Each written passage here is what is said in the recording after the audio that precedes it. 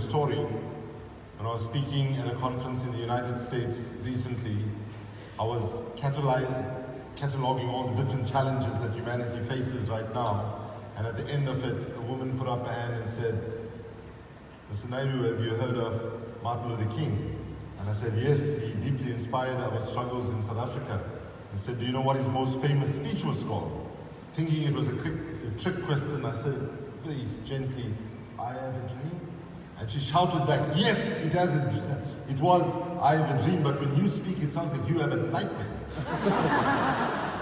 Indeed, herein lies one of the challenges of leadership for progressives around the world today.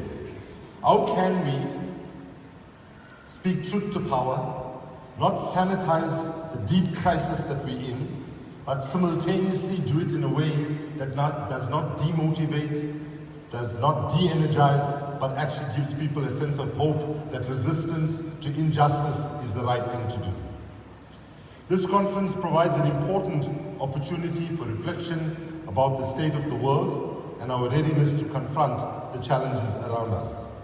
And let's be frank, while we are winning many battles, if we are brutally honest with ourselves, we have to concede that we are losing the overall war to ensure justice, human rights, sustainability, and decency for people around the world.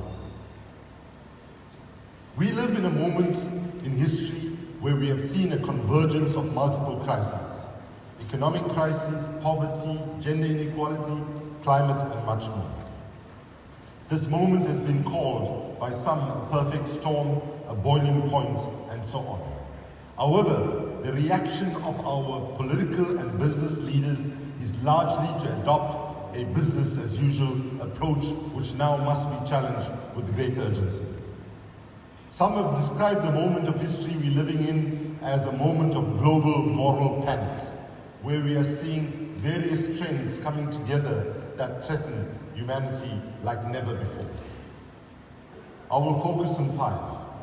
First, we have increasing xenophobia and demonization.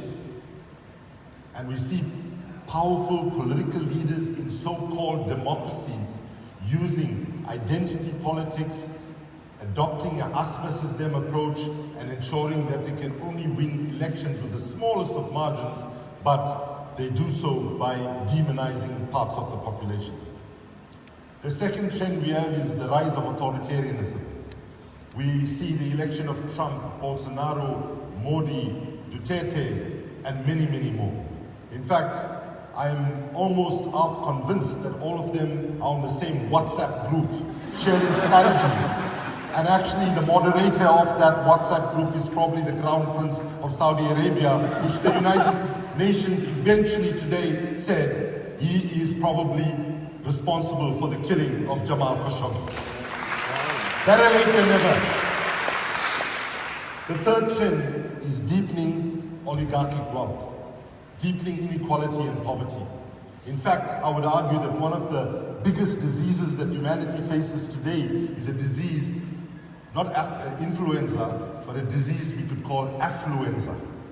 It's a pathological illness that happiness and a meaningful life comes from more and more and more material acquisition. In fact, to be clear, this is a disease that does not only affect the rich, but has also permeated amongst the poor in terms of how we understand what a meaningful life could look like. Fourthly, we have the challenge of technological change. Massive technological change that is changing the very definition of what it is to be human. Artificial intelligence, robotics, machine learning, invasion of privacy, and so on. Fundamentally altering the whole context of what it means to be a worker in the world of work. Where we'll see about 1.2 billion people today who work in various industries are at the risk of losing their jobs. And of course, fifthly, underpinning all of this is the reality of climate change. Now, you might have heard people like me, and some of you probably say it as well, save the planet, save the environment, save the climate. I want to start with some really good news. The planet is just fine. The planet does not need saving. If we continue on the trajectory that we are on, the end result will be, we will be gone, the planet will still be here. And the good news is, once we become extinct as a species, the forests will recover, the oceans will replenish, and so on. Don't worry about the planet. Don't worry about the planet. Understand the struggle to avert catastrophic climate change is nothing more and nothing less than ensuring that we are protecting our children and their children's futures. Put differently, the challenge for us is to ensure that humanity can fashion a way to mutually coexist with nature for centuries and centuries to come. And here I pause to say that if we were the last people on the planet and the youngest amongst us said, listen, let's write up the history of humanity and put it in a capsule so that when we are gone and if humanity ever emerges again, people won't make the same mistakes. One of the things I think we'll put in there is that those that were deemed civilized, who saw their role in history to go and civilize others, that the people they thought they were civilizing were in fact the most civilized peoples of the world. And here I'm talking about the indigenous peoples in this country and around the world.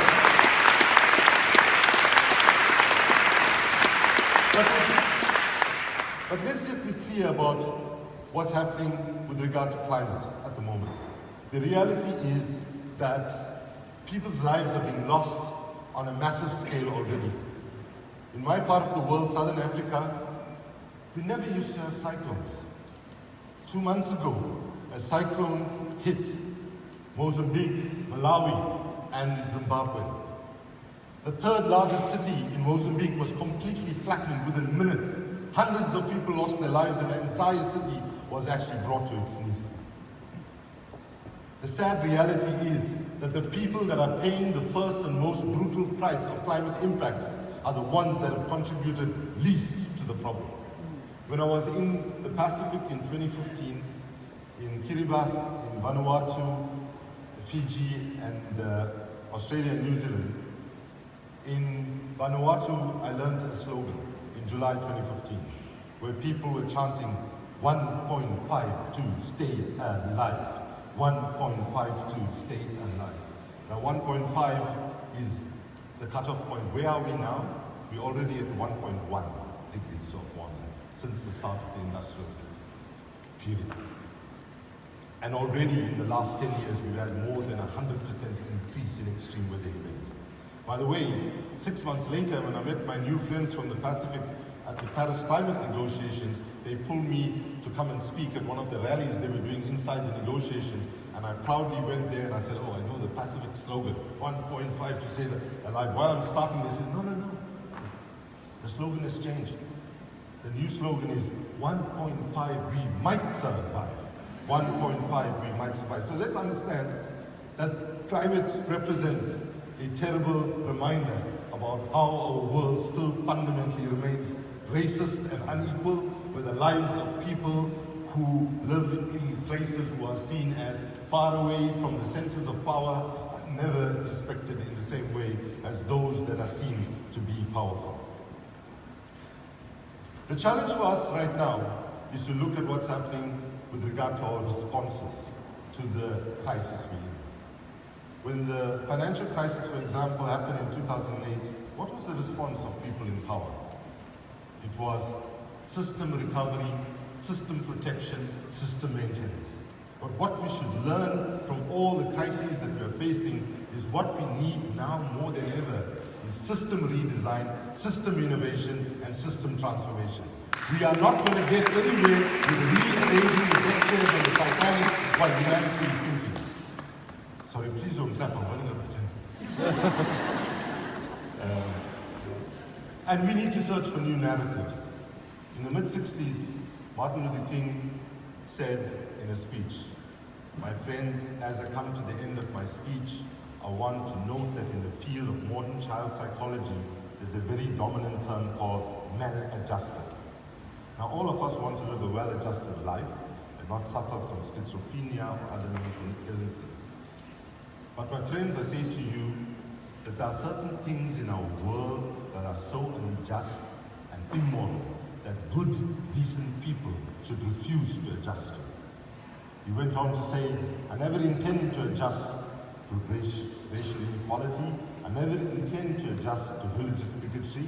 I never intend to adjust to the mindless expenditure on military weapons when people don't have food to eat. And importantly, he said, I never intend to adjust myself to economic conditions that will take necessities from the many to give luxuries to the few when millions of God's children are smothering in an airtight cage of poverty in an affluent society. If that was valid in the United States in the mid-60s, it's 1,000 times more valid to the United States now as it is to all of us all over the world. So given that, how do we need to change as progressive movements trying to ensure that we don't simply treat the symptoms of the problem, but we look at the root causes of the problem and address them boldly? Firstly, we need to make a distinction between how governments control us and how those with power control us. Often we make a mistake that we think governments control us through what you might call the repressive state apparatus. This is the army, the police, formal laws, and so on. And of course, that does provide a lot of control. But the more insidious and the more powerful form of control is what you could call the ideological state apparatus. That is the framework for education, the framework for schooling, certain social, cultural norms, and importantly, the framework for the media. And we have to concede right now, we are losing the fight in terms of communicating to the very people whose interests would be served by the values that we hold, and some of them are drifting to those that are not keen to actually deliver on their interests. Now please don't boo me when I say the next sentence. I strongly agree with Steve Bannon when he says, politics does not follow culture. Politics is driven by culture, not culture is driven by politics. And one of the things that we need to be thinking in our movements is the language we use. I mean, I challenge each and every one of us at the end of this conference, when you go back home, look at the documents that all our organizations produce and ask yourself, how many people in Australia would really easily understand some of the stuff we publish? We need to talk in more accessible ways. We need to use arts and culture much more than we do, and we need to understand where the cultural vibe in our various societies are to ensure that people can resonate. Far too often we are talking to ourselves, and far too often we are preoccupied with convincing each other about how progressive we are and how politically perfect we are. We need to humble ourselves. We need to humble ourselves, go to the people, learn from them, listen to them, build on what they know, and to ensure that if a struggle is won, the people must say we have done it by ourselves. The second thing we have to do is break out of our silos. We need to recognize that one of the most catastrophic errors, for example, we made with climate change was allowing climate change to be framed as an environmental issue. Climate change is a completely cross-cutting issue, as we are finding. Similarly, we could say for many other things. So therefore, we need to go back and look at what the feminist movement taught us decades ago when they gave us a very powerful concept, but a rather cumbersome and awkward word, when they talked about intersectionality.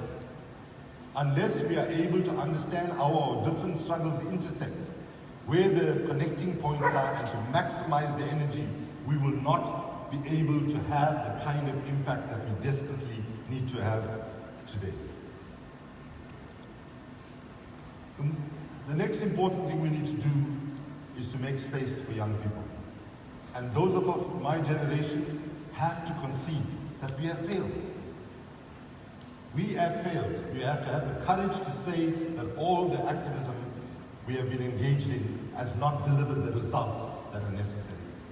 In fact, when we look at the dominance of social media and new technologies in terms of how they shape activism, as my daughter points out to me, Dad, you're a digital immigrant, right? And she considers herself a digital native. There are certain things come so naturally to the younger generation that don't come to, let me say, some of us in the older generation. Now, some people in the older generation are pretty good on the IT stuff, not me.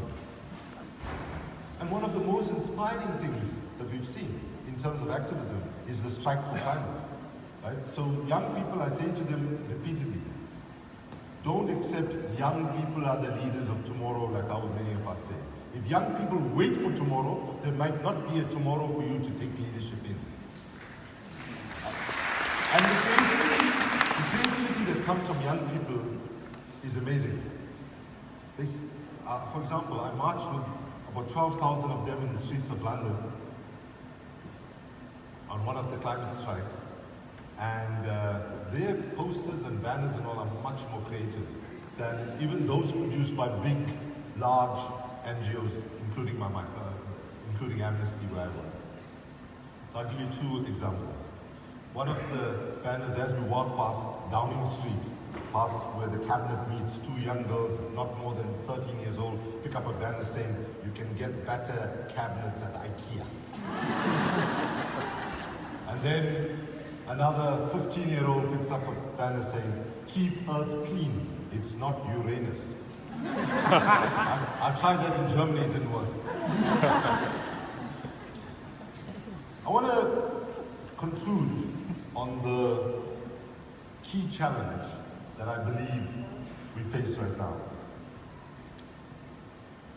Is it sufficient for us to be able to get change by simply using the tactics and strategies that we've used all the time? Will dialogue and engagement with government deliver what we need on its own? So I want to say that we have made a mistake.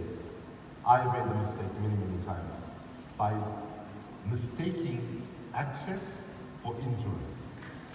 Right? Just because you get access to meet a minister or even a president or a prime minister doesn't mean we necessarily have influence. 90% of the time when I've been engaged in meetings with those in government, right, I'm going into the meeting knowing exactly what they're going to say to me. They know exactly what I'm going to say to them. It's like a theater.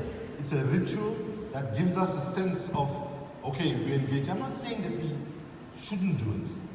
We need to do it, but when we do that, we only have influence when the people we are meeting with know that there are thousands and thousands of people behind us.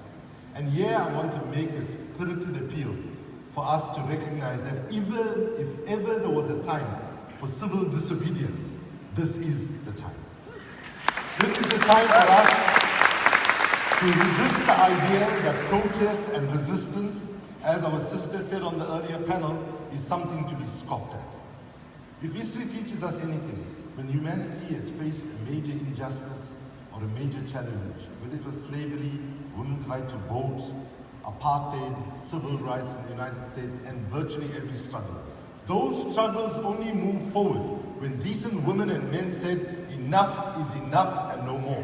We're prepared to put our lives on the line if necessary. We're prepared to go to prison if necessary. If ever there was a time that that spirit is needed, it is now. And we run the risk of failure if we cannot mobilize that kind of moral courage. So let me just reflect briefly in concluding now on a visit that I had the privilege to do to Alice Springs in the Northern Territories. And I want to pay tribute to 3 organizations that I had the privilege of meeting. Bushmore, which works with young kids who have run into problems already, to help them, to rehabilitate them, to get them to move on. Children's Ground, which is using a more preventative methodology, and particularly a grouping called Grandmothers for Justice. I was shaken, I have to say, by these conversations. How is it possible that a country like Australia, that was one of the key drafters of the Universal Declaration of Human Rights, how is it possible that a country like Australia that has a seat on the UN Security Council can be locking up kids as young as 10, 11, and 12? How is it possible?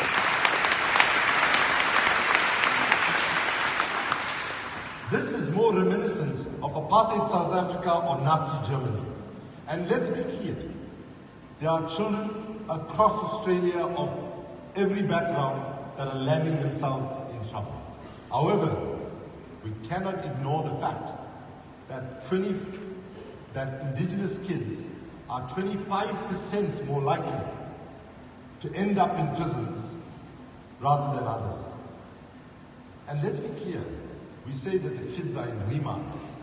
Basically, during the struggle against apartheid, we called it detention without trial.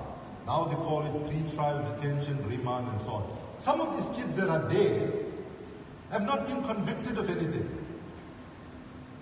So assuming they are there for 1 month, 1 week, or even less, that could have a fundamental impact on their psychological well-being for the rest of their lives. So my invitation to you is, if you're looking for a good example for civil disobedience, stand up for the children of Australia, stand up against this meaningless, this indefensible age limit. Because let me tell you something.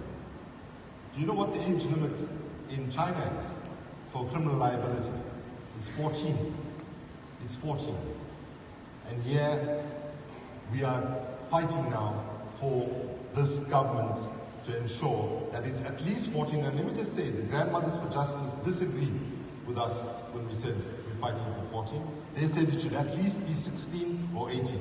So let's push our government and let's mobilize the moral outrage that is necessary to ensure that children in Australia are able to do what children need to do. Be with the families, go to school, play with their friends in the communities, organize the first sleepovers, and so on. It is wrong, it's unjust, and it's a very, very bad scar on the conscience of Australia. It should be. I want to conclude with a sense of the moment we're in. So, a worker leader in the United States made an observation which has been attributed to Mahatma Gandhi. You probably heard it as a Mahatma Gandhi quote, but it actually came from a trade union leader, when he said, first they ignore you, then they laugh at you, then they fight you, and then you win. The good news, dear brothers and sisters, is they're not ignoring us, they're not laughing at us, they're fighting us, and let's take some optimism from that. That means we are just one step away from winning. It would be terrible if they were laughing and ignoring us, because let's understand what we mean that they are fighting us. Every week on average, at least 4 environmental human rights defenders alone are dying, are being killed. Let me say that again. This is not an Amnesty statistic, this is from Global Witness. Every week, on average, 4 environmental human rights defenders are killed. At Amnesty, if I look at just our experience, we've got the activists, chairs of board, volunteers that are in prison in Turkey. We have had our offices raided in India. We've had the military in our office in Nigeria. And I can run a much longer list. But this is an issue that's affecting all of civil society, and we need to recognize that even though we are taking repression, we need to have a sense of optimism that we are being noticed and we are having an impact. So I end with a short story which is true, a true story from my background.